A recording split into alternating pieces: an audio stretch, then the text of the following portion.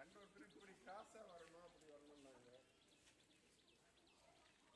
இதுல இப்போ இருக்கிறதே நல்லா இருக்கும். அதுலயும் அதே மாதிரி அதுல ஒரே ஒரு திருத்தம் வள்ளூர் போட்டோஸ்னு பார்த்தேன், காக போட்ட மாதிரி. அதை மட்டும் மாற்றம் பண்ணிச்சு. ஏன்னாங்க அது முக்கியம்.